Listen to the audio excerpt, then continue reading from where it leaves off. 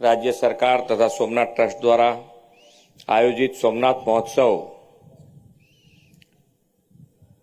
कला द्वारा आराधना ना शुभारंभ प्रसंगे अपनी सौनी साथे मंच पर उपस्थित मारा साथी मंत्री श्री मुड़ुभाई बेरा, सांसद श्री राजेशभाई चुडासमा, जिला पंचायतना प्रमुख श्रीमती मंजुलाबेन मुछाड़, मारा साथी धारासभ्य श्री पद्ममनभाई वाजा, जिल्लाना अध्यक्ष श्री महेंद्रभाई पीठिया, प्रदेश मंत्री श्री झवेरभाई, नगरपालिकाना प्रमुख श्रीमती पल्लवीबेन जानी, प्रवासन सचिव श्री राजेंद्र कुमार, एमडी श्रीमती साई चाकचुक, सभ्य सचिव श्री रमेशभाई मिर्जा, कलेक्टर श्री, डीडीओ श्री, उपस्थित सौ नागरिक भाईओ बहनों, प्रेस मीडियाना मित्रों, सौने मारा नमस्कार। जय सोमनाथ। गुजरातनी धार्मिक जनता ने आगामी महाशिवरात्रिना पावन पर्वनी खूब खूब शुभेच्छाओं पाठवुं छुं। पाछला सवा महीनाथी समग्र देश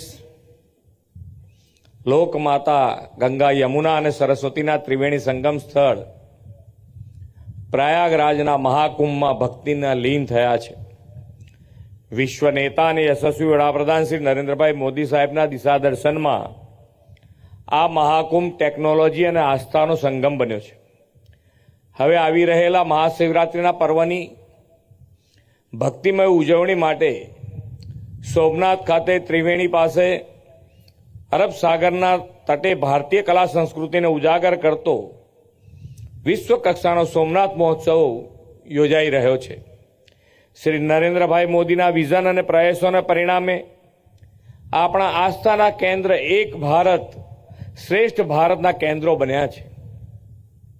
वडाप्रधानश्रीना दिशा दर्शन में काशी तमिल संगम और सोमनाथ तमिल संगम जेवा कार्यक्रमों द्वारा भारतीय संस्कृतिनु ऐक्य जाळववानुं महत्वनुं कार्य थयुं छे। अनेकता में एकता उजागर थई छे। आस्थानुं केन्द्र सोमनाथ कला संस्कृतिना केन्द्र तरीके पण प्रस्थापित थाय तेवा आ उत्तम प्रयासों आ सोमनाथ महोत्सव छे। આપણું આ સોમનાથ મંદિર માત્ર એક ધર્મસ્થળ નહીં પણ ભારતીય અસ્મિતાનું પ્રતીક પણ છે। સદીઓથી સોમનાથ પર અનેક વિદેશી આક્રમણો થયા। મોગલો શાસકો અને અન્ય આક્રમણખોરે તેને ધ્વંસ કરવાની કોશિશ કરી। તેમ છતાં ભારતીય સંસ્કૃતિ દરેક વખતે नवी शक्ति साथे पुनरोत्तर मेळवीने पोतानुं अस्तित्व जाळवी राख्युं। भारत आजाद थयुं त्यारे सोमनाथ मंदिर खंडेर रूप हतुं। 1947 में सरदार वल्लभभाई पटेले तेने पुनर्निर्माण करवानो दृढ़ संकल्प कर्यो, जे 1951 में डॉक्टर राजेंद्र प्रसादना हस्ते मंदिरनी प्राण प्रतिष्ठा साथे पूर्ण थयो। भारतना प्रथम राष्ट्रपिता पति डॉक्टर राजेंद्र प्रसादे कह्युं कि सोमनाथ मंदिर विनाश पर निर्माणना विजयनुं प्रतीक छे। तेनी गणना मात्र एक धर्मस्थळ तरीके नहीं पण संकल्प और संस्कृतिना अजोड़ प्रतीक तरीके थाय छे। सोमनाथ मंदिरनो इतिहास दर्शावे छे कि जेने संस्कृतिने नष्ट करवा मागता हता तेओ इतिहासमां गुम थई गया, परंतु सोमनाथ एक अखंड प्रतीक तरीके ऊभुं रह्युं। मंदिरनो वारंवार पुनरुद्धार साबित करे छे कि भारतीय संस्कृति अविनाशी छे। एक सुभग संयोग छे कि सोमनाथना पवित्र ज्योतिर्लिंग परिसरनो जीर्णोद्धार करावनार लोखंडी पुरुष सरदार साहेबनी पण 150મી जन्म जयंतीना वर्षे सौ प्रथम सोमनाथ महोत्सवनुं आजे आयोजन थयुं छे। महाशिवरात्रिना पावन पर्व कला द्वारा आराधना साथे सोमनाथ महोत्सवનું સૌ પ્રથમવાર આયોજન કરવામાં આવ્યું છે। ઐતિહાસિક દ્રષ્ટિથી સોમનાથનું ખૂબ જ મહત્વ છે। અરબી સમુદ્ર પાસે સરસ્વતી, હિરણ અને કપિલા નદીનો ત્રિવેણી સંગમ થાય છે।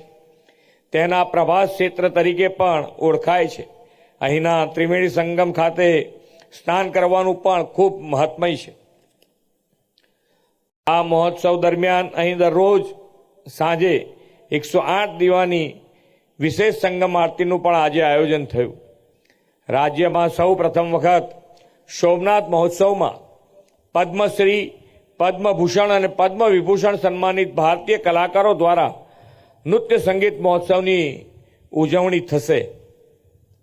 સોમનાથ દર્શનને શ્રદ્ધાળુઓએ વધુ સુગમ કનેક્ટિવિટી મળે તે માટે આપણે આ વર્ષના બજેટમાં પણ જોગવાઈ કરી છે.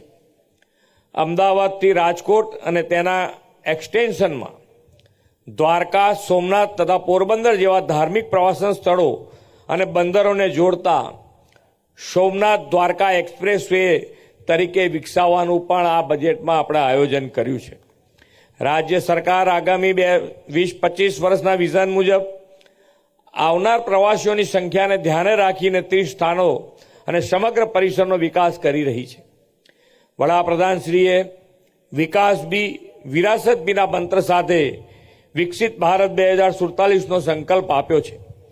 પૌરાણિક અને ઐતિહાસિક વિરાસત એવા યાત્રાધામોના વિકાસ માટે રાજ્ય સરકાર પ્રતિબદ્ધ છે.